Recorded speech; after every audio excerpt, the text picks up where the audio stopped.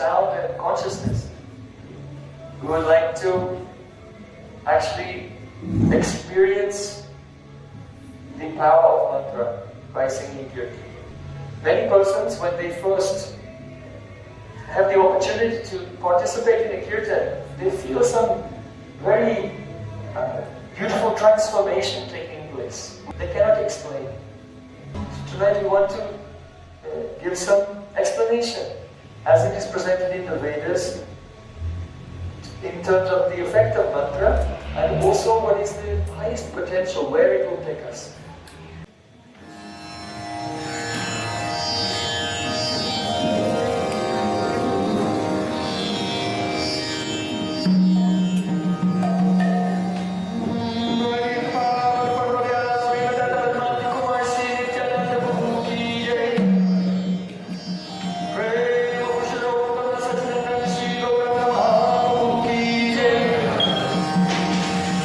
Hare Krishna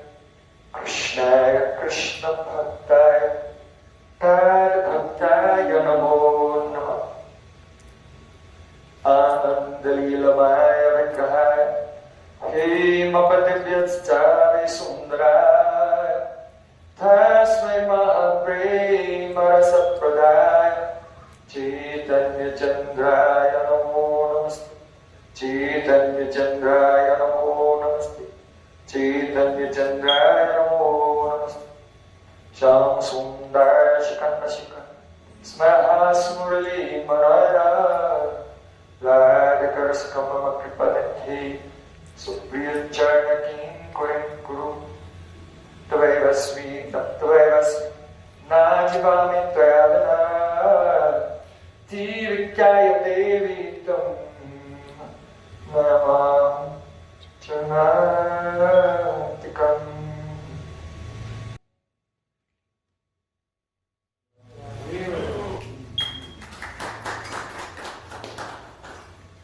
First of all, I offer my Shabda Brahman, my heart like flowers, thousands of times at the lotus feet of my holy master, my supremely worshipful spiritual Gurudev. Asmati Prabhu Guru Padma, Nitrila Om Vishnupad, Ashtotara Satasri Rupa Gata Yuvaya, Srila Bhakti Vedanta Narayana Goswami Maharaj. Secondly, I offer my pranam thousands of times at the lotus feet of my Guru's Guru and his Guru and his Guru, going back thousands of years to Sri Krishna himself. And finally, I offer my pranam to Pujapad Srila Bhakti Swami Maharaj and to all the assembled devotees and my dear brothers and sisters, my great respect to you. So, the subject of our discussion today is mantra, the science of sound and consciousness. So first, we want to discuss consciousness and the anatomy of our physical body and our astral body, the subtle psychological body. People in general consider that this body is their self. But enlightened persons know that I am spiritual soul. And now that soul is confined, imprisoned, if you will, in the gross physical body and the subtle psychological body. Two coverings, gross and subtle coverings. Now, in the Upanishads it is said, Esho nur atma jitasa veditavya tasmin prana panchada samvivesha pranaistitam sarvam otam prajana yasmin vishuddhe vibhavati esha atma. The soul is to be known. Veditavya, it means it is our duty and responsibility. We must try to know our soul. Esho atma. This soul is an anu.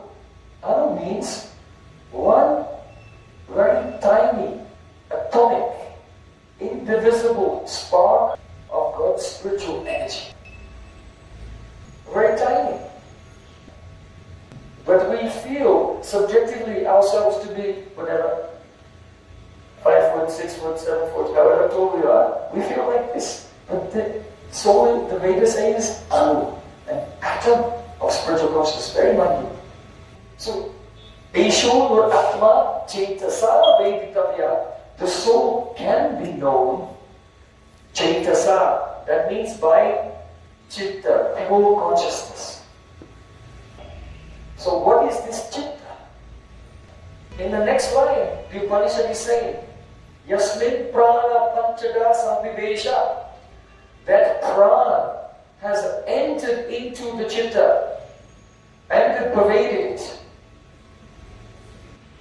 What is that prana? Pranaistitam sarva uttam prajana. It is said that the prana is interwoven throughout the chitta. Just like the threads in a cloth are going this way and that way, everywhere. So prana is moving like threads throughout the chitta. The prana is moving, oscillating, and producing all of our psychological states.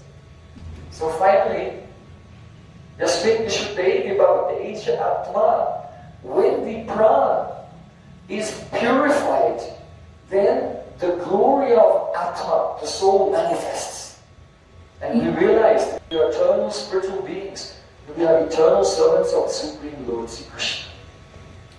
So this Vedic verse, mantra, it is actually raises more questions than it answers.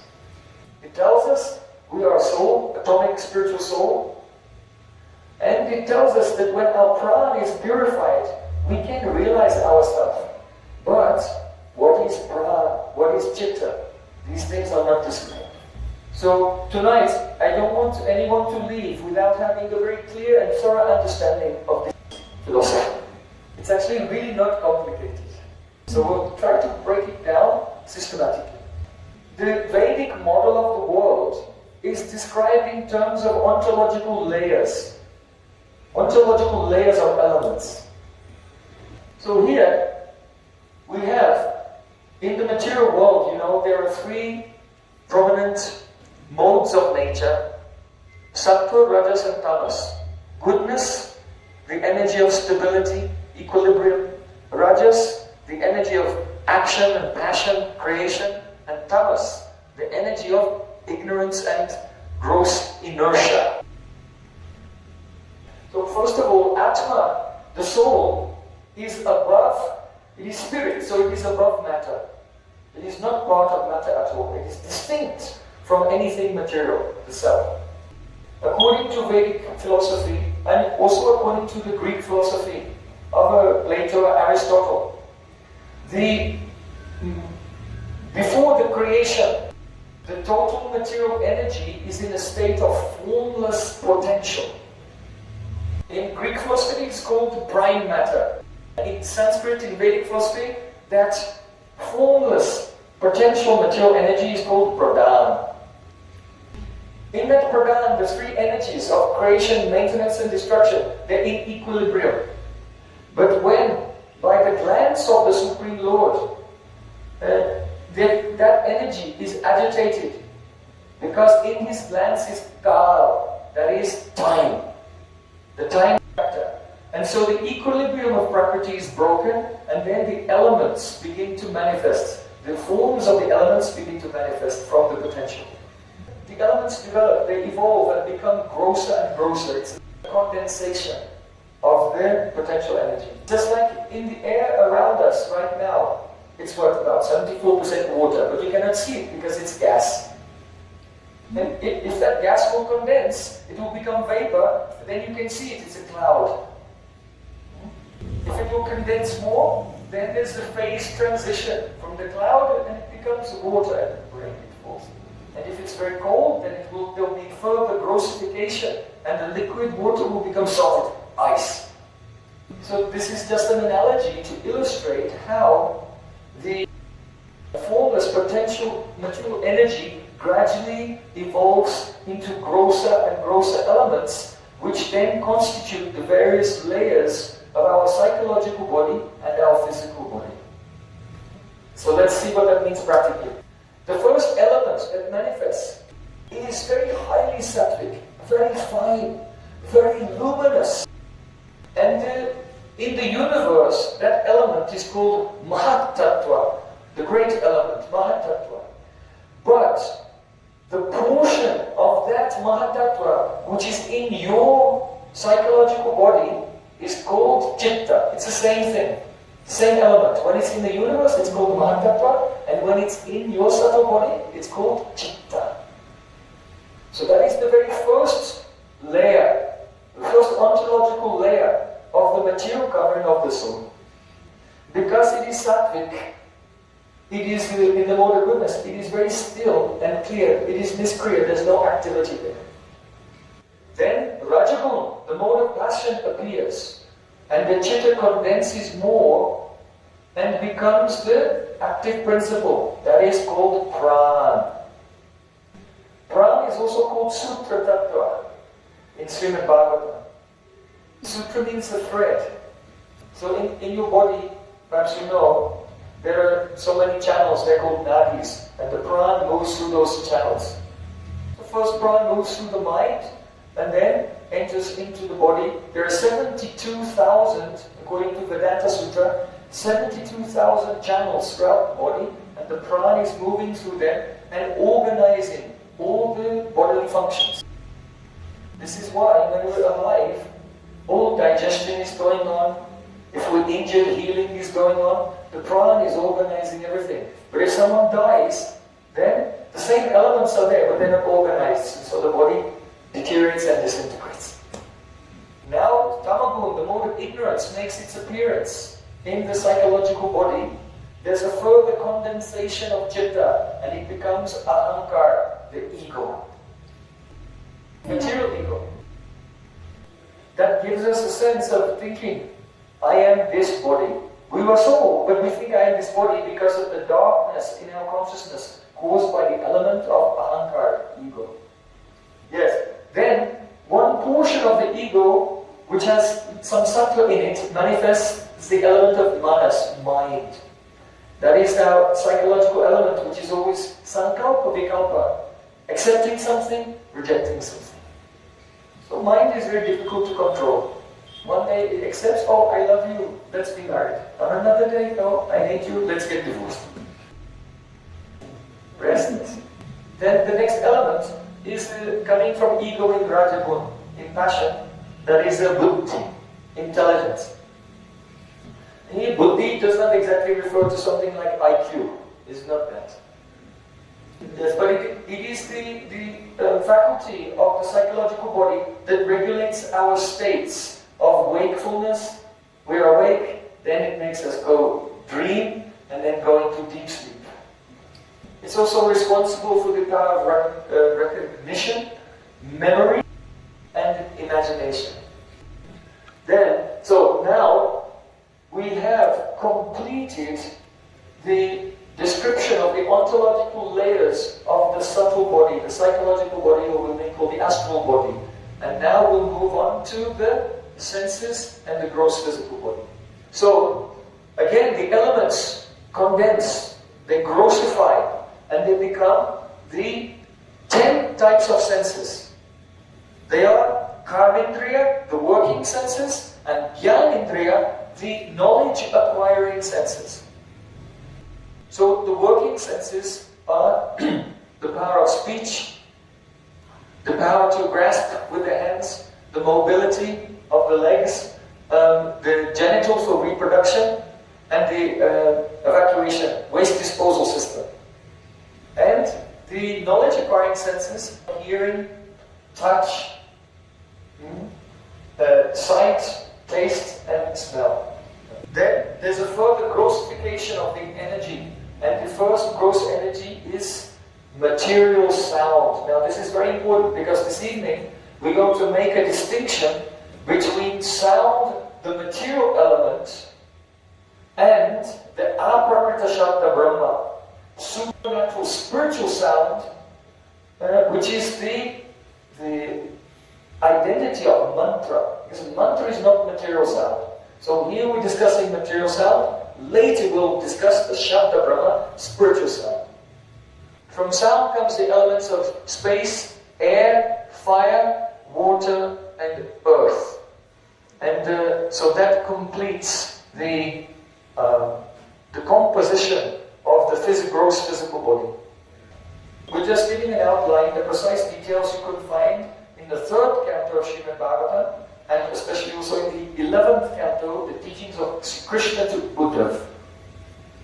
So it's important that we familiarize ourselves with our own coverings of the soul, the anatomy of the psychological body and physical body. Understand how they work. Okay, now some very interesting things. Most persons, they're aware of their body, they're aware of their senses, they're aware of their mind, the intelligence, but they're not aware of anything higher than that, because what is beyond that is covered by the curtain of ahankar, ego. By service to God, service to the saints, by chanting mantra, gradually the ego becomes dissolved and the citta becomes exposed and we can experience the highest aspect of our psychological body. This chitta is like a mirror, highly reflective. So once the ego has been cleansed away from the chitta, then the Atma can see himself, his own reflection in the chitta. This is how we realize Atma. So Chaitanya Mahaprabhu said, Chaito Darpanamarjanam. By chanting the names of God, you will clear away the mind, intelligence and ego from the chitta. It's like a mirror. And there, not only can you see yourself, your soul, but also the beautiful smiling face of God can be realized there. So the chitta is called in Sanskrit Upalabdhistan, the place of realization. So the soul and God, they cannot be realized in the general state of consciousness, waking, dreaming or sleep, deep sleep. They can be realized only by that person who has dissipated the darkness of ego. Some other very, very interesting things about this chitta. What is the Vedic model of perception? How do we see the world? What's the mechanics of that? When our senses contact an object, then the chitta transforms and makes a model of the object that we're looking at. For example, just like if you have a phone in camera mode, if you point the phone at something in camera mode, what happens? The screen transforms and makes a model of whatever is in front of the eye of the lens.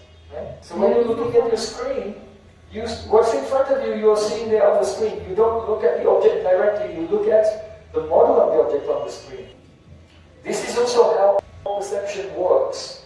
That when our senses contact something, that is relayed to the chitta, and then the chitta transforms and makes a model of what is outside in the objective world, and our soul is not seeing the world directly, but our soul only sees the model of the outer world in our own chitta. This is why, though we're all experiencing the world, we experience it differently, because we see it through the filter of our own mind, which is in different proportions of sattva, rajas and tamas and so on, different proportions of material energy. So if you have, just in case you have a doubt about this fact, we'll try to prove it. You know that sometimes a person may have a very high fever, like typhoid or malaria, and because the prana is disturbed, we can say that in the chitta, the prana, it's actually the prana that moves and creates the model of the outer world. So if the prana is disturbed by a disease, or if someone takes some drug, and the prana is disturbed by the drug, when they look at the world, they begin to hallucinate. Yeah. When we look at this wall, because our chitta and prana is functioning properly, we see it's still. But if someone has a disturbance of prana from a high fever or from a drug, then they look and they see it's moving. That is the proof that we never see the world directly, but we're all seeing a model of the world made by the action of prana within our chitta. Is it clear? So, now, let's look a little more deeply at the pranic system. The main channel of prana in our body is called Sushumna Nadi. It goes from the lowest chakra, Muladhara chakra, up to the Sahasrara chakra. It is so essential for us, for our functioning. In the Vedas, Sri Krishna said, "Oh, I love the Jamuna so much. In Vrindavan, the Jamuna is my Sushumna Nadi." From the Sushumna Nadi, one pranic channel comes here, and it goes like this from side to side. And the one that comes from the left side is called Ida. That is your moon side. The one that comes from the right side is Pingala, that is the sun side. So one side is cooling and one side is heating. This is why, after eating, if you rest, you should lie down on the left side.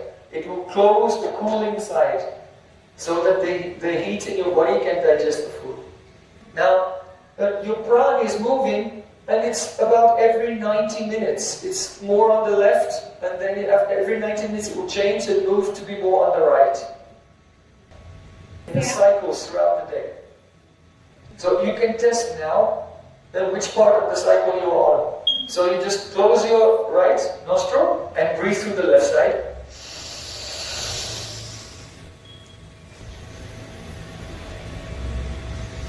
Now close the other side and breathe through the right side.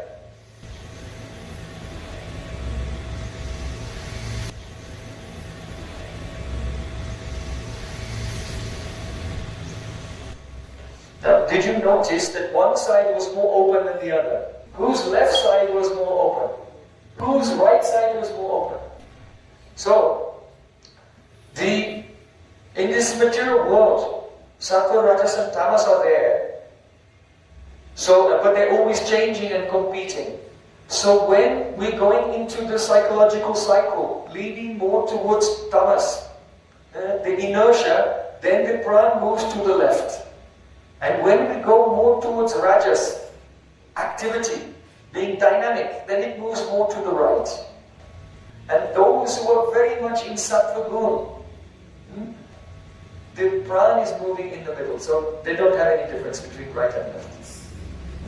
And so, the prana is moving through our chitta, through our mind, everywhere, in threads, and whatever thought, whatever perception, whatever feeling we have, everything is just the chitta vritti, the movements of prana. Everything. All of our psychological experiences. So, if someone has a cup of cappuccino, coffee, then they become very active. And the prana goes on the right side. Don't drink coffee, not good. But because the rajas is unstable, then it will swing the other way. Afterwards they have a crash. And they become dull. And that's when, on the day, one day you put down your keys, and then you can remember, where did I put my key? Because at that point when you put down the key, your mind was on the prana was on the dull side. No attention.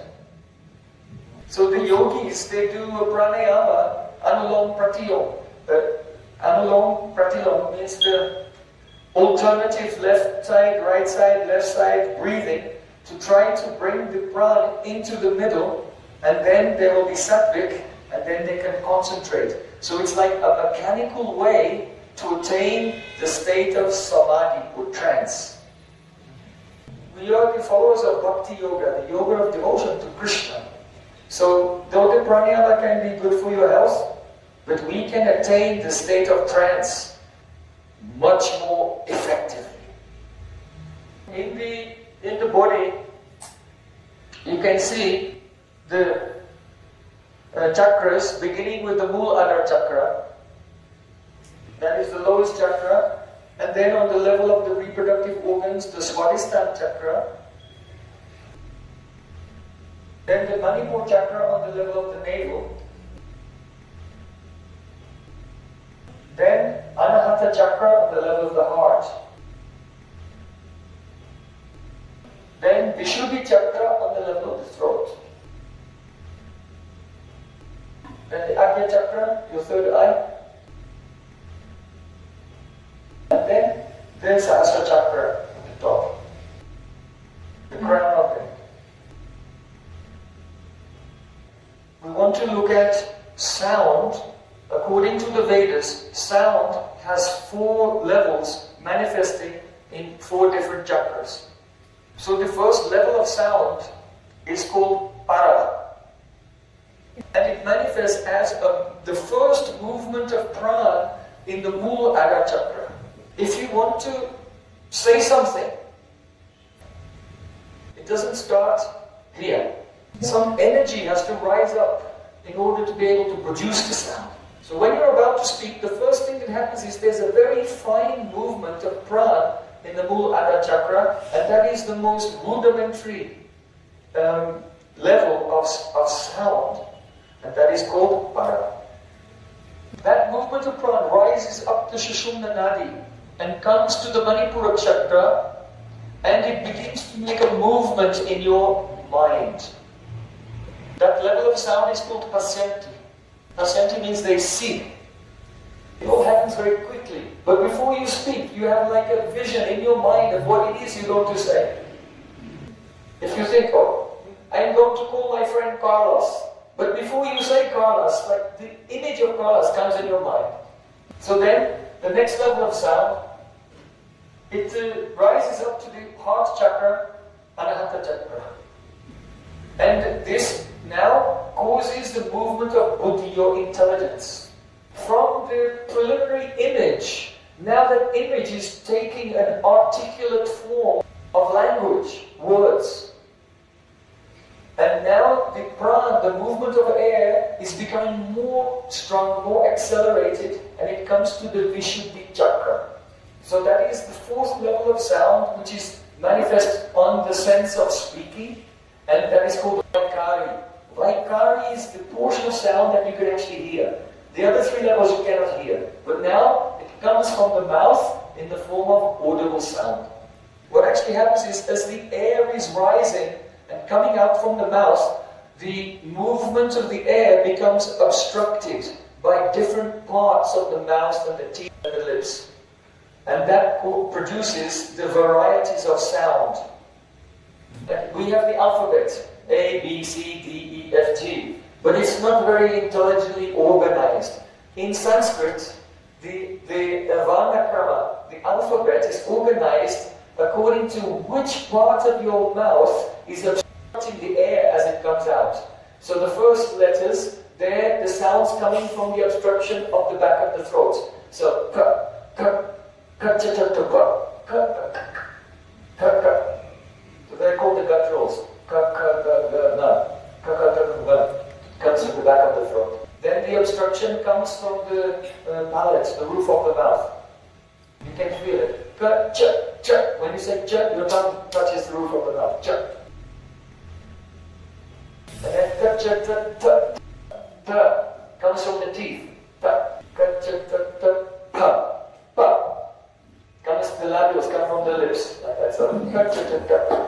Then it's one air. But how it's obstructed by the mouth, it produces all the letters, and from this then languages comes. The speaking is all about the movement of prana. Now, an ordinary person, when they speak, their material prana is moving, and the movement of air causes from the ether, from space, sound to be released, material sound. But a mantra is not a material sound. In the Srimad Bhagavatam it is said, Shabda Brahman, Param Brahma, Mano Be Shashvati Tanu. Krishna, the Supreme Lord, said, I have two eternal bodies. One body is Vrindavan Bihari Ki Jai, this form of Krishna in Vrindavan, and my other body is Shabda Brahman, transcendental sound. So this transcendental sound is actually called Aprakrita Pran, supernatural Pran, that comes from this. It is God in the form of Aprakrita Pran, supernatural Pran, that comes from the spiritual world into the heart of Guru, and then from his lips it's given Guru to disciple, and the Supreme Lord in the form of Aprakrita Pran, supernatural Pran, descends in Guru Brahma. So we can give an example. There is one spiritual student. He's sitting with his rosary, Japamala, with the rosary. All religions have a rosary. Christianity, Islam, Buddhism. So that disciple, he is repeating the mantra given by Guru. Hare Krishna, Hare Krishna, Krishna Krishna, Hare Hare, Hare Ram, Ram Ram, Hare. At first, he's producing only material sound. But as he's surrendering himself fully in the service of Krishna through the service of spiritual master, and as he's withdrawing his awareness from the external world and taking full shelter of Krishna, then Krishna himself, in the form of Aprakrita Pran, appears in the Mooladhara chakra and becomes one with his material prana. It takes over, like hijacks his material prana. It's very fine, very subtle. It has been described by Rupa Goswami in Bhattara Samrita Sindhu. Avir Bhuya Mano Brito Prajanti Tat Surupatam. The Supreme Lord, along with his energies, it makes an avatar in the movements of prana and becomes one with your prana. The yogi, he tries to control his mind by the mechanical process of breathing. But the devotee who is chanting Hare Krishna, the Shabda Brahman makes appearance here. And as it rises, Krishna himself controls the mind. Then the sound rises up to Madhyam, and the devotee begins to see Krishna's beautiful form in his heart. And then that form, the qualities and pastimes that Krishna is seeing, then comes out from his mouth in the form of Harinama San Kirtana. Hare Krishna, Krishna Krishna, Hare Hare, Hare Rama, Rama, Rama. Now, just consider this.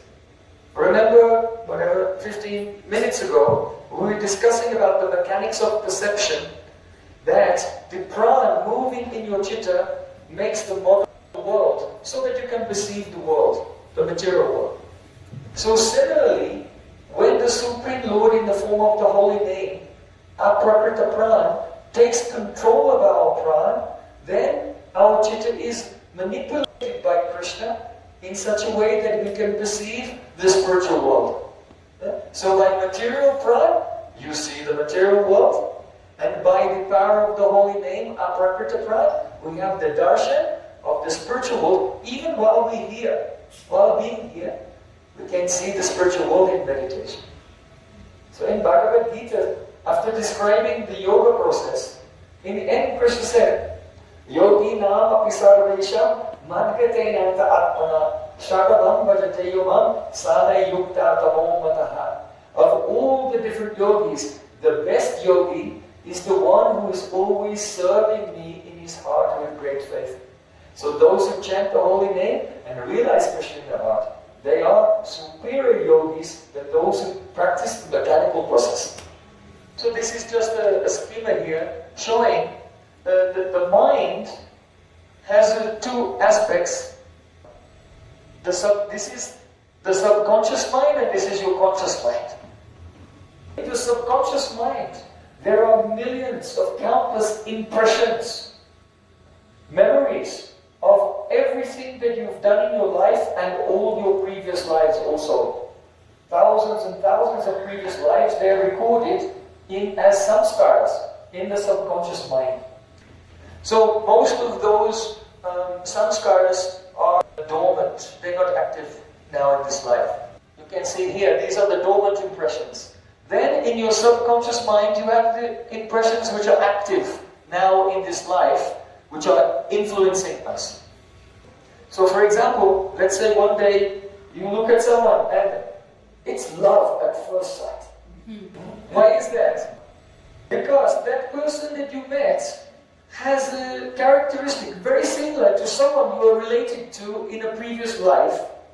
And when you saw them, then one impression from your past life, which was active, was released into the conscious mind. And you began to feel the happiness that you felt in your previous life with another person. But this person has triggered that feeling of happiness and love at first. It works the other way around also. Sometimes you meet someone you really don't like them. Maybe you're afraid of spiders or snakes or dogs or something. Why? Because in a previous life you are bit and you felt pain, and when you see them, then the impression comes into your conscious mind and you start to relive the past fear, and then you have the irrational hatred towards that object. So rag and dvesh, attachment and aversion, are actually the products of our past life experiences. Most people in this world, they feel that they're very free. Liberté, égalité, fraternité. But actually, they are not free. That is complete illusion. Just like a bull with a ring in his nose is pulled by a rope. So in the same way, every person is being pushed through life, making all the decisions on the basis of the past sanskars. So that is called karma. It's a chain reaction of the past into the present. No freedom at all, it is bandhan, bondage. So the impressions in the subconscious mind come to the conscious mind and activate the prana and senses, and so our physical body is moving in this world. And all the things we are doing, it is like a flow from the chitta, subconscious mind, the sanskars, into all of our activities. So this is how the chain of karma, destiny unfolds. But the soul is none of these things. The soul is transcendental. How can the soul become free from this illusion and from this bondage of karma? So here you can see the aprakrita prana, the Supreme Lord in the form of mantra, enters into the chitta and begins to eradicate the influence of all the impressions, all the samskars. Chaito darpanamarjanam. So by chanting the mantra, Hare Krishna, Krishna Krishna, Hare Hare, Hare Ram, Ram, Hare Hare, with this spirit of surrender and devotion, then all our illusion, all of our bondage of karma, it is all washed away, and we become a mukta purush, liberated soul. At first, the devotee can see the beauty of Krishna in his heart, but when the aprakrita prana spreads around the body, then the sattvic bhavs come. Nayanam ganadasudaraya vadanam gadgadardaya, hair standing on it, tears flowing from the eyes, trembling. And then Prem appears, and he can even see Krishna outside with his eyes. So it starts inside, and then the sattvic bhavs come, and then Prem comes, and you can see Krishna also outside. Do you believe me? Yes. Anyway, just in case you're thinking, what is this Prem Prayojan talking about? I have never heard this before, so I want to give some pramana, the evidence, how all these things are actually described very clearly in Srimad Bhagavatam by Krishna himself. In the 11th canto, you can see Krishna saying, Shabda Brahman sudurbodham, pranindriyam manomayam, anantaparagambhiram, durvigyam samudravat. This Shabda Brahman is sudurbodham, very difficult to understand. Pranindriyam manomayam, but it manifests gradually, first in the pran, and the mind and senses and so on, in a sequence. And is samudravat, it is unlimited like the ocean, so deep. Then Sri Krishna said, Mayopa brahmitam bhumna brahmana manta shaktina bhuteshu gosharupena visheshu naiva lakshate. It means, Krishna is saying here, Mayopa brahmita bhumna, in my form of Shabda Brahma, I am spread out, pervading all existence. Bhuteshu gosharupena, and I appear to the living entity in the form of Ghosh means sound, in the form of sound. Visheshu naiva lakshate, this is a beautiful example. He's saying, just like the fiber in the stalk of a lotus flower. Have you ever broken the stem of a lotus flower? When you break the stem and then you pull it apart like this, there are very fine fibers inside. They don't break. You go like this and you pull it, and the fibers are stretchy. Tantu. So here Sri Krishna is saying, your Shushumna Nadi is like the stem of a lotus, and I appear in a very fine form of transcendental sound, like that fine fiber which rises in the stem of the lotus. And here is another important verse of Srimad Bhagavatam on this topic.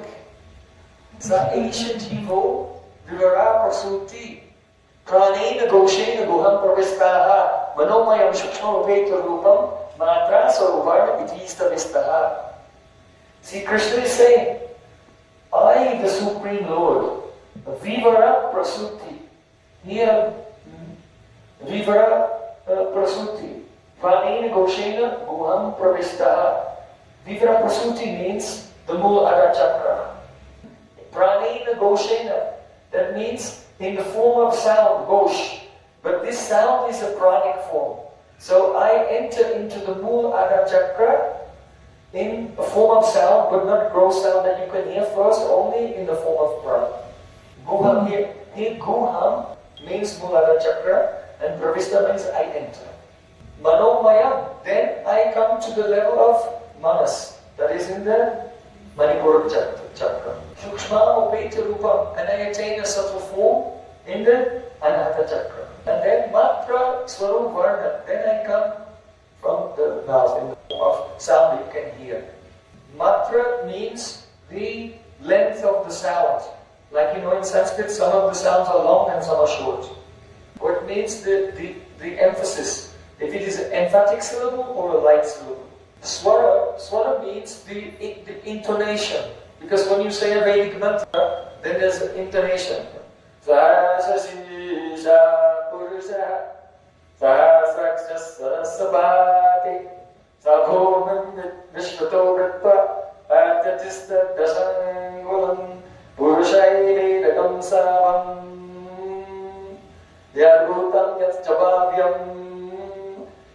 It is pronounced sometimes in the low, sometimes middle, and sometimes high. So that's the meaning here of swara.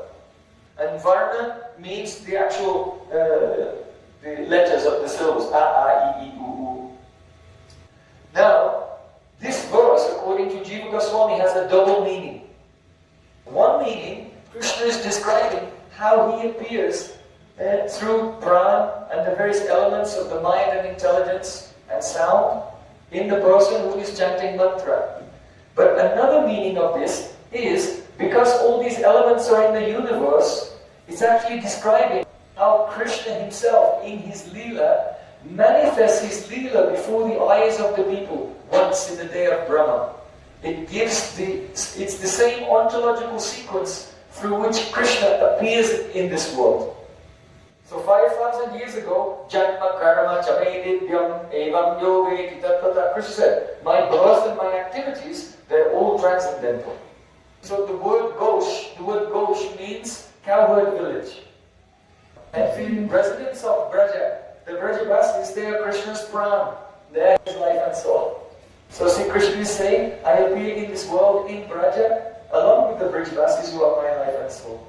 But that Leela is appearing through the same ontological process. The only difference is this: 5,000 years ago, when Krishna did his avatar and appeared in this world, everyone could see. But when the devotee is chanting Hare Krishna, then Krishna does exactly the same thing, but only revealed to that devotee. And so the pastimes of Krishna that he performed 5,000 years ago, they're available to everyone here today by chanting Hare Krishna. The principle is exactly the same, no difference. So this explanation has been given by Srila Jiva Goswami in Bhagavatam.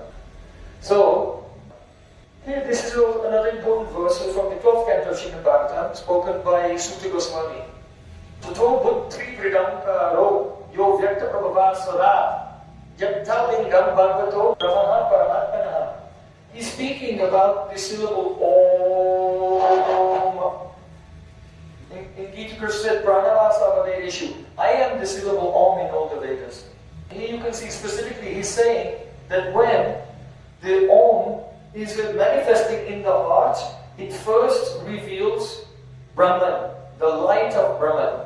And then it reveals Paramatma.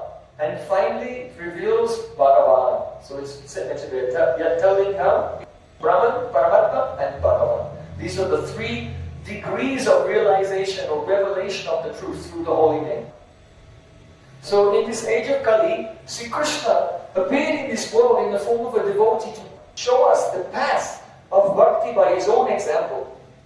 So that the beautiful, merciful Leela of Sri Chaitanya Mahaprabhu is in our calendar days, 18th of February 1846 to the 14th of July 1534. So although it's necessary to sit peacefully and do mantra meditation every day, a more powerful process is to do loud Sankirtan together with others.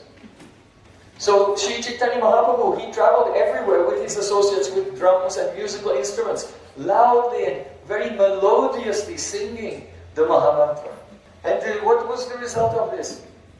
By chanting Hare Krishna, Krishna Krishna, Hare Hare, Hare Ram, Ram Ram, Hare Hare.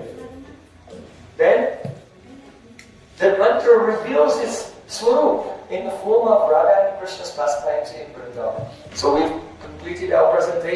today.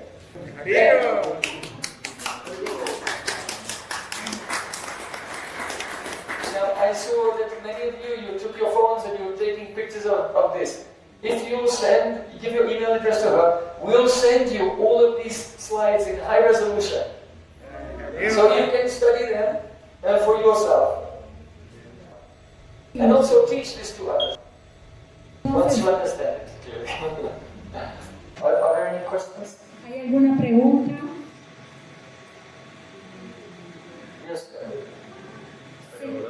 He's saying that Srila Swami Prabhupada says that when the Supreme Lord descends, only few people can see him.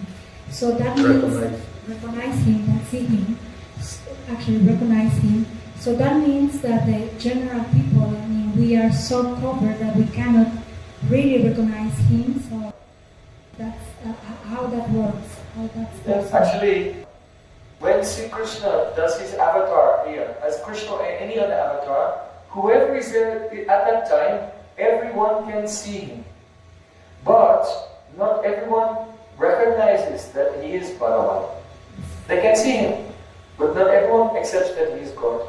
So, Sri Krishna said in Bhagavad Gita, Naham prakasha sarvasaha yogamaya samavrita. I am not revealed, I am not illuminated to everyone because of the covering of my energy. So what it means is, if a person has devotion, the more devotion they have, the more beautiful they see Krishna. And if a person is a demon, then they look at Krishna, but they don't see his spiritual form. They see him as a human being, and there's a covering of Maya. Krishna said it is just like, when a snake sheds its skin. So Krishna's spiritual body is covered by, like a snake skin of Maya, and they see that.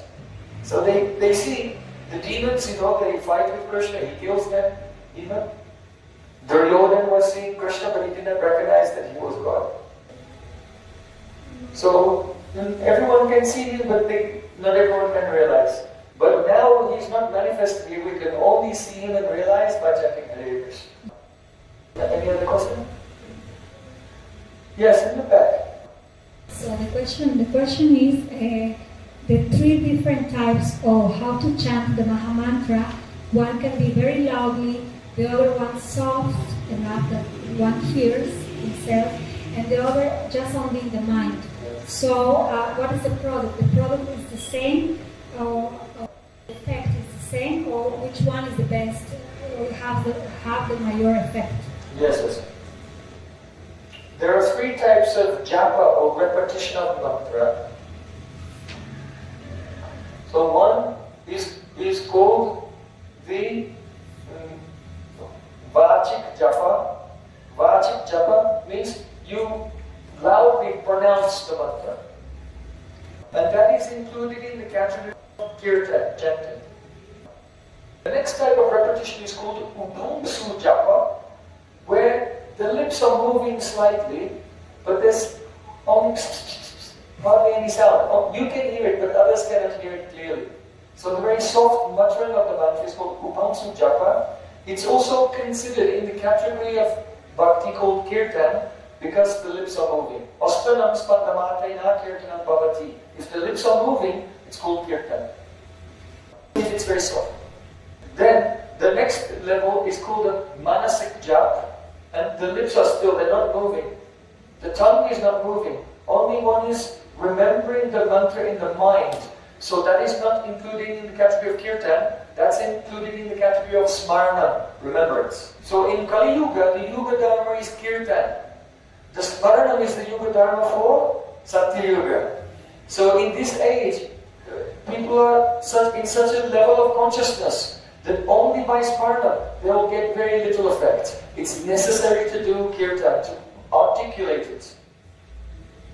Now see how this relates to what we discussed today in the class. If you are remembering the mantra, there's a movement of pran, it will come up and stay here, Madhyama. So Smaran is also a movement of pran, but it stays on the level of Madhyama. If you want to produce a sound, you have to have a much more vigorous pran. It's more effort, so there's more forceful pran has to come. So when you produce the sound, it also goes through the mental and intellectual phases, but with more force. And this is why Kirtan is more powerful than Smarna. It's important, you must articulate, produce the sound of the mantra if you want to really progress. Sometimes devotees, they ask me, can I just remember the mantra in my mind? So then we can give the example of Srila Harinama Thakur. He used to chant 64 rounds loudly. Then he would chant the next 64 rounds softly.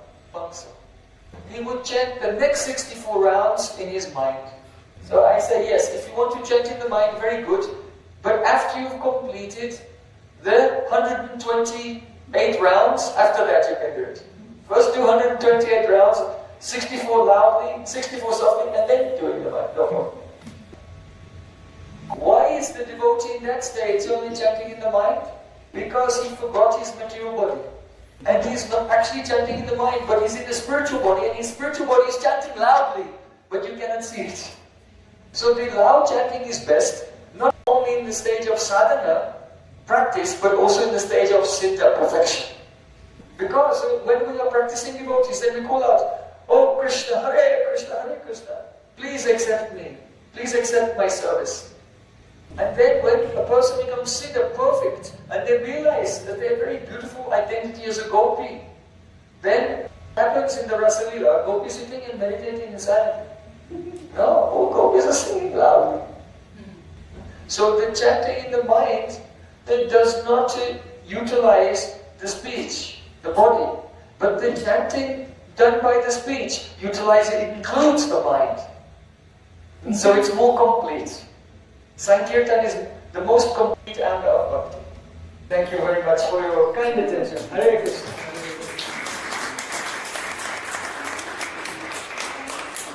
My name is Prem Prayojan Das. I have an academy called Chaitanya Academy. We are based in Vrindavan in India, but we have some centers all over the world. And we focus on spiritual education. And we make many seminars and courses on different aspects of Krishna consciousness. If you will give your email address, we can send you the links, and then you can be notified of all the courses as they're going on throughout the year.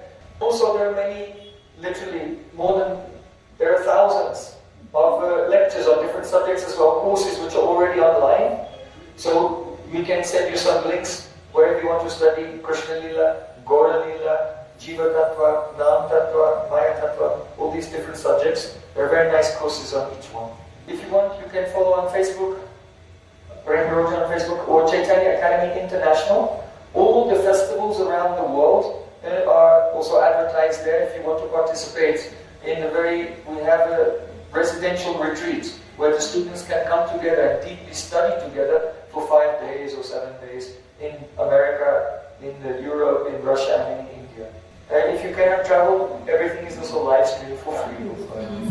So I think we should conclude our evening, because it's getting late, with a loud Sankirtan. If you want to dance, then don't be shy.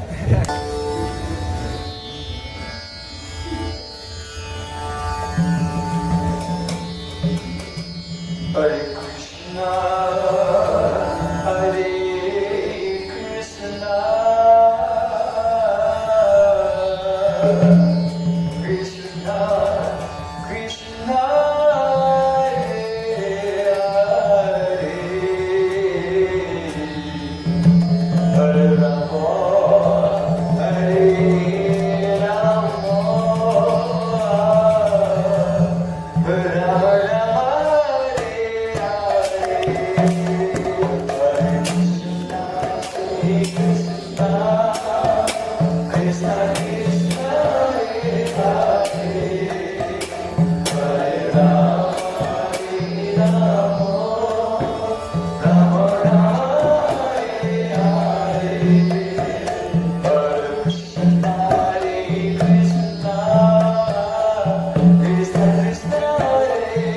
Hare, Hare Rama, Hare Rama, Rama Rama, Hare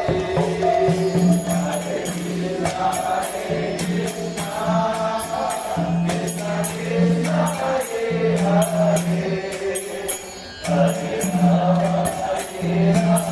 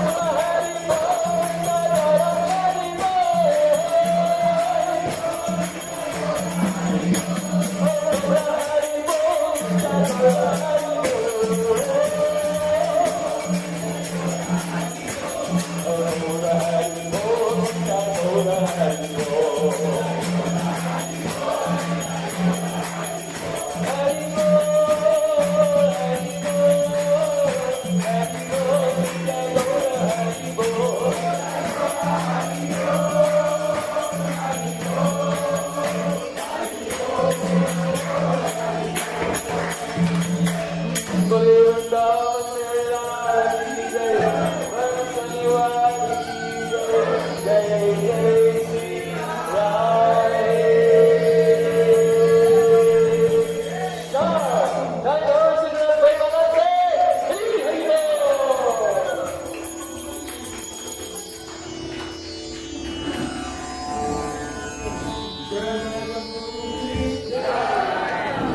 Hare Krishna. I want to thank Dharmaraj Prabhu for inviting us and hosting this program here. So he's sitting outside. Make sure you can hear Dharmaraj Prabhu ki.